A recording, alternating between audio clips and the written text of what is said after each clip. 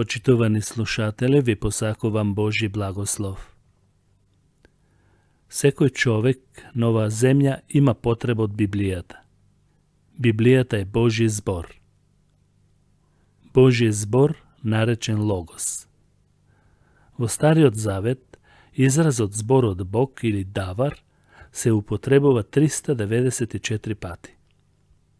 Зборот во себе содржи небесна порака и доаѓа исклучиво од Бог, кој се испраќа преку Божите слуги до народот во вид на заповед, пророштво, предупредување или охрабрување. Вообичаениот израз или фраза е и дојде Господовиот збор, или буквално речено беше збор или кон, а во некоја друга форма на Божја објава тоа е облик на визија, видение Господово, како што е во пророкот Исаија. Видение на Амосовиот син Исаија за Јудеја и за Ерусалим. Божиот збор е откровение на Божјата личност и има власт од Бог. Во него треба да се вдзираат ангелите, луѓето и сите Божји созданија. Благословувајте го Господ сите негови ангели, вие мокни во силата, кои го исполнувате неговиот збор, послушни на гласот од неговото слово. Пазете се што ви наредувам. Не додавај ништо на тоа и не одземај му ништо. Бог го штити својот збор и им препорачува на сите да внимаваат на него, бидејќи тој содржи животодавна сила за сите што го слушаат. Божиот збор е вечен и никогаш не се враќа празен. Тој во вистинско време ја извршува својата задача за некоја цел. Исаија вели: тревата се суши, цветот овенува, но зборот на нашиот Бог останува довека. Божиот збор е синоним на Божиот закон, Тора. Кога е закон се однесува како напишано, а не како изговорена порака. Закон се смета 5 книги на Моисеј.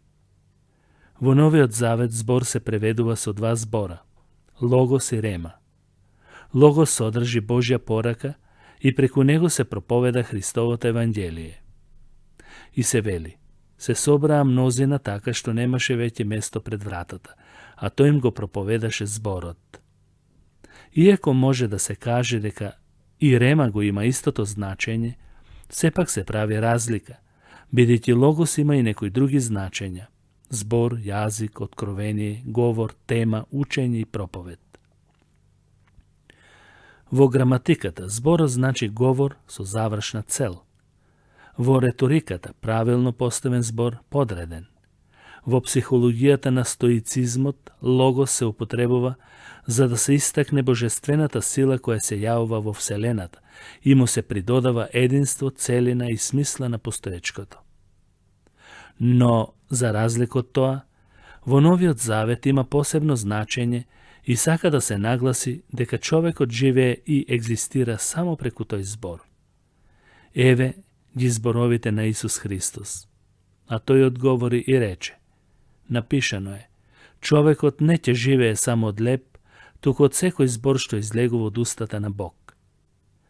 Хранејќи ја душата од Божиот збор, човекот ги придобива сите Божји квалитети кои му се неопходни за живот и за правилно однесување кон него и кон неговите созданија. Секој отврлање на Божиот збор е исто како да си го отврла човекот сопствениот леб преку кој треба да опстане, доколку се најде во некое пусто место каде што нема можност да преживее. И затоа Библијата го повикува човекот да внимава на овој збор, зашто е негов живот. Се поминува и се менува, но Божиот збор останува вечно. Читај, моли се, барај и Бог ќе те благослови преку неговиот збор, а твојата душа ќе биде неизмерно благодарна што си го нашол изворот на својот опстанок, зборот. Надевај се на Господ и прави добро. Живеј на земјата и храни се со вистината. Псалм 37, 3 стих. Зашто Божиот збор е жив и делотворен, поостар од секој меч, остар од двете страни, и пронижува до разделувањето на душата и духот, на зглобовите и мозокот и ги испитува мислите и намерите на срцето. Евреите 4 глава 12 стих. Божиот збор допира до длабочината на човековото битие и го разоткрива неверието и се што е против Божјата волја. Зборот што се употребува е истиот збор логос, како што е во оригиналниот текст за кој апостол во Евангелието според Јован, 1 глава 14 стих запишал: Зборот, логосот стана тело.